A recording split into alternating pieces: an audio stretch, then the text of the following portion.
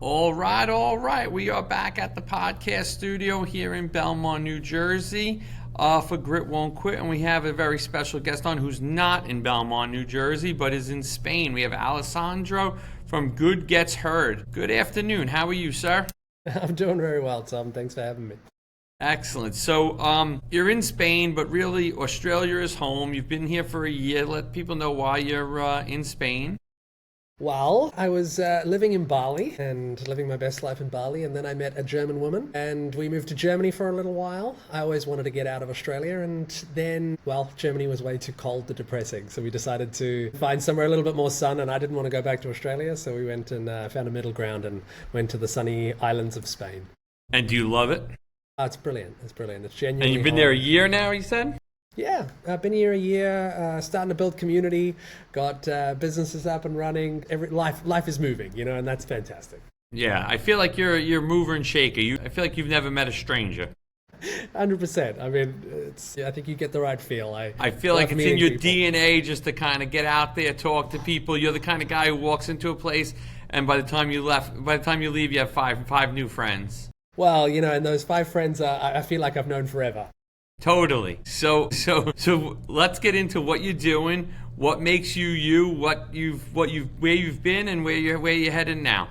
Yeah, sure. I mean, it's a very interesting thing because for the last 15 years, I have been in social media content, I've run a social media agency, been a social media content creator and influencer and all of this sort of stuff. In that time, I think I did the calculation the other day, I did about 11,000 videos for myself and with the agency. And for myself and the clients, we've gotten hundreds of thousands of followers, millions of views, and it sounds good, but there's just one problem. I made the realization about 3 months ago that I actually hate social media. So it's pretty tough. Big change. Yeah, it's got to be a big change. If you don't like social media, it's pretty hard to do it. It was like a ice pick in my heart. I was like, oh my gosh, I don't think I can continue doing this anymore. And I think it was because I had just another client and another mentee that came to me that was always just like, help me with my social media, and I just want a few more leads. I just want a little bit more money. And I sort of stopped and I went, I'm meant for more in this life. I really, really, I wanna do good in this world. And at the moment, I'm just adding to the noise. There's much noise, and at that stage I think it was averaging about 300 videos a month across all of our clients and everything, and I was just like, there's just so much noise. So I had to take a real hard U-turn, and my wife was like, oh, what do you want to do? Like, we obviously at some point you can't run on savings for too long or anything like that. You can't also gut a company without doing something from that. And I stopped and I went, well, back when I was 18, I had this idea I wanted to be a motivational speaker or help people with their purpose and do that, and I didn't believe that I could do it because I didn't believe my story was strong enough. I heard other people say my story was like, I had no story. You're 18 years old, you have nothing. And then I actually went into filmmaking at that point because I thought, if I don't have a story, let me tell other people's stories. So then 15 years later, all of this other things have happened, and I stop and go, actually, when am I going to start doing this thing that I love? I mean, yeah. When am I going to tell my story here? When am I going to tell my story? And that felt like a perfect moment as any to just really, jump on the handbrake and go back in a different direction.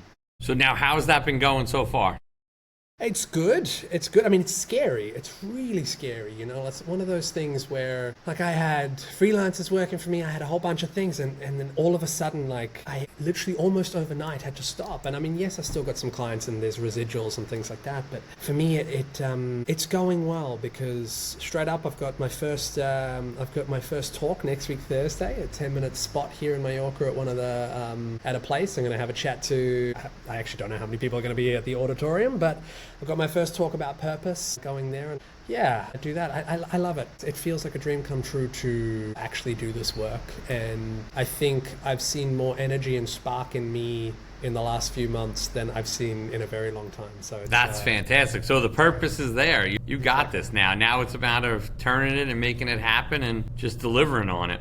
Exactly. And you're not scared to behind the Exactly. Even for extra work, I've done like 11,000 videos, I told you, and of those videos, I think a good 3,000 to 4,000 were me, specifically. So it's I even do it for companies, just speaking on camera. So I've got the skills from it, which I'm very grateful for, but I want to do it for something better now. That's great. So now this talk is on purpose, and what are some of the other talks that you're doing now that you're looking to do in the future? I think for me, I have a strong belief that, I think everything will stem from purpose. I think that'll be probably my main niche, because for me, I have this strong belief that if we have a society of people who have purpose, we have a society of people who are fitter, healthier, earning more money, they are more engaged, they're giving more energy to people, and they're genuinely pushing the edges. I think every single role model we look up to in our lives, if we're looking at a Nelson Mandela, a Steve Jobs, anyone who's big, they've all had something in common, and I honestly believe that that is purpose. They've had something that they're wanting to go, and people look at them and they go, it's incredible, I want to be like that, because they're going somewhere. There's movement, there's action, There's momentum. And I genuinely believe we're in a society right now that is struggling on this, and not because we've got too much adversity. I think we've got too little. Like there's just we've got so much choice, we've got so much opportunity to do things, so we're doing nothing. Or there's a lack of meaning, and I really feel like then we need people to come in. We need better role models, and I feel like for some reason it's mine and other people's responsibility to step up and provide that. Now, what's the cohort or target market or persona of the person you're looking to make as a client of yours? If I'm honest, it's young men like myself who actually feel like they need to get into some kind of masculine energy. I started a men's club here in Mallorca, the Mallorca Men's Club, and it basically is all around fitness, business, and male philosophy. But the whole point is to create a sense of community and purpose for these young men, so that we can actually have a society of better men. I feel like we've been so scared of toxic masculinity that we've just stripped off masculinity in general, as opposed to actually just being, just being happy to be who we are. I think when I speak about role models, I think unfortunately there's been a vacuum because of that, and we start getting people that might be a little bit, pushing young men into wrong directions or difficult directions or directions where there's more hate. And so I'd love to speak to young men and help them out and create a healthy, integrated male. Okay, cool. And now, how do you feel like some of the stuff from your previous world will come into play? Some of the the disciplines and some of the jobs you did in your old world will come back into play here. Well, one of my major clients was actually a client called Dr. Anna Rubinstein from the Rites of Passage Institute. And if nobody knows Anna, he's fantastic. He's been trying to help like teenagers integrate into society by bringing their fathers and the teenagers onto these camps and creating a rite of passage for them so that they can feel like they're transitioning from young man to an adult in a really beautiful way. Developed a way to help him out where we would literally take his keynote speeches and we would develop that into short form content and do very well. When they came to us, they had less than 2,000 followers, and now they're in like 24,000 followers or something like that. That's awesome. And yeah, I would do exactly that for myself. Instead of like preaching content and things like that, I would just use my own keynote speeches and really double down on it and use all the skills I know our company does for other people, and just use it for myself. Sure. And, you had a big significant challenge at one point in time, losing 60,000 overnight. Kind of talk about that a little bit.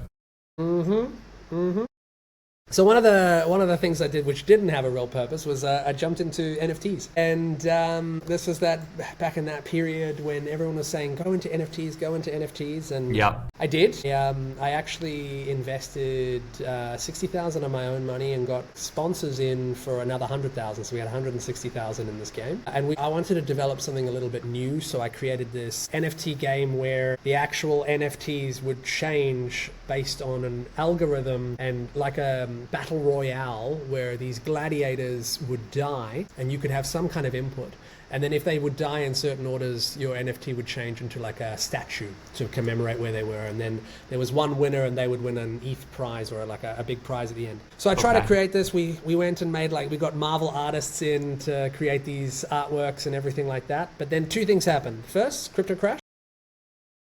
And I was like, oh, damn, we have to delay a few more weeks. And then the second thing was just at the moment of launch, I said, guys, it's live, go and get your NFTs. We got hacked. So in our Discord, somebody had actually like put in a hack bot or whatever on a webhook and genuinely like pushed out all of our moderators and our secure team. I didn't know that they could do that. And it was only me because I was the admin of the account that was in there. But I'm so shocked at what's going on. I'm like, guys, oh gosh, actually don't buy. And these spam links were coming in.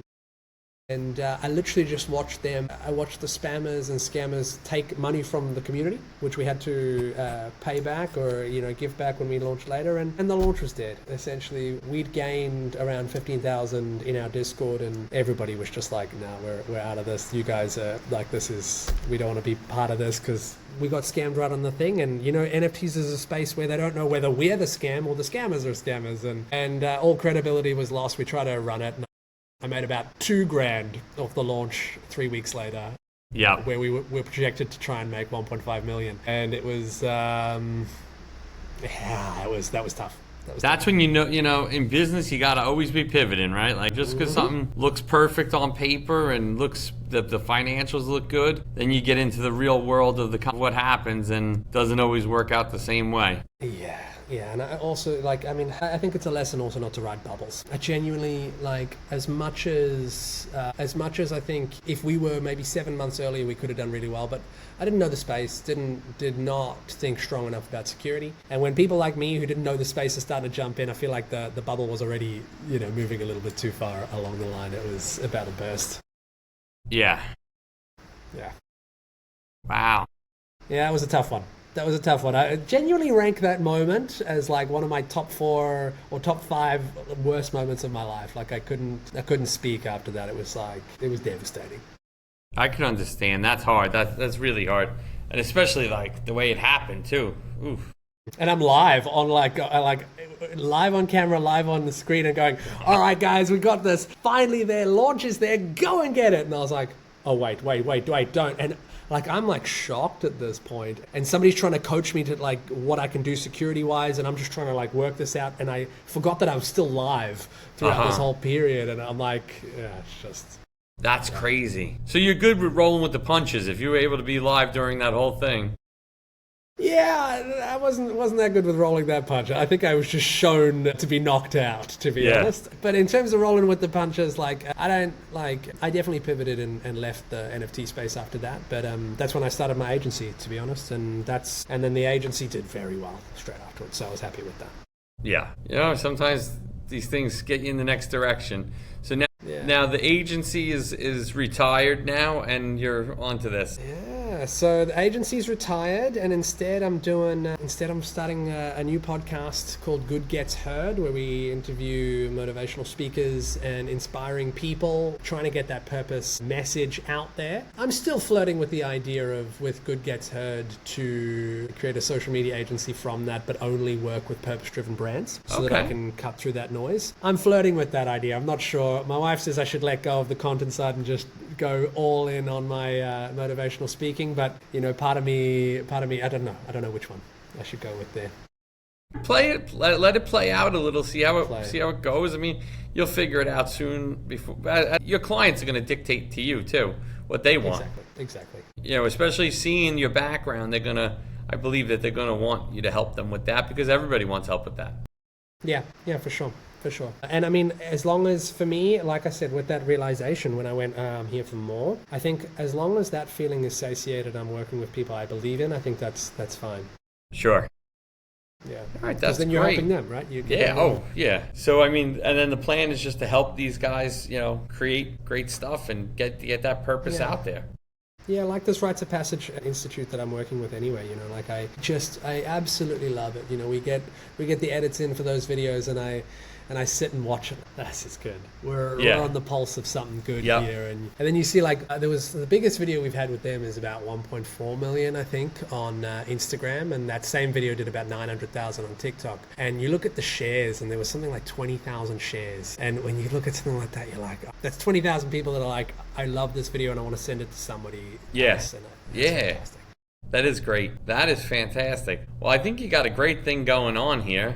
And I'm excited for you, and I want to hear, as it progresses, I definitely want to hear more about, what's going on and how you're doing it. And I wish you nothing but continued success. And I think that you're the guy, like I said, that can roll off a bad, make a good. So you ended a good, now you got to go get another good. I'll tell you what, it helps when there's one thing I'm learning when I'm starting this motivational speaking journey, is everything's about stories. And I'm looking through, and you've got to create a story bank, and you've got to go through and turn that story into a meaning, you know? And I tell you what, like the fact that I now have these stories, I do think I agree with you. It feels like this moment where earlier in my life I thought I didn't have stories, and now I'm like, I do.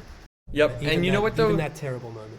That energy, you have energy when you speak. You definitely, you don't sound like blah. You sound like you're ready to go. And I think that people need that energy, and they need that purpose behind them. They need to feel good about things. Thank you. Well, I appreciate you saying that. So as we wrap up today, let people know where they can find you, your website, your socials, etc., so that any of our audience that would like to learn more and speak to you or has a purpose-driven business, Yeah, for sure. So if you want to find Good Gets Heard, which is with the podcast, you can actually head over to goodgetsheard.com, and on there you'll be able to find emails straight to me. And also on Instagram, it's probably, you can either go with Good Gets Heard, but I literally just started it 3 days ago, so you will be one of the first followers there. I'll follow you today. Thanks so much. But otherwise, it's me, Alessandro_Frosali. All right. So this was a great chat today. I'm so happy that we got connected. I'm so happy that we were able to do this today. And I wish you, like I say, nothing but great luck on this new venture. And we'll be in touch. Thanks so much, Tom. I really appreciate the time today. Cheers, you too.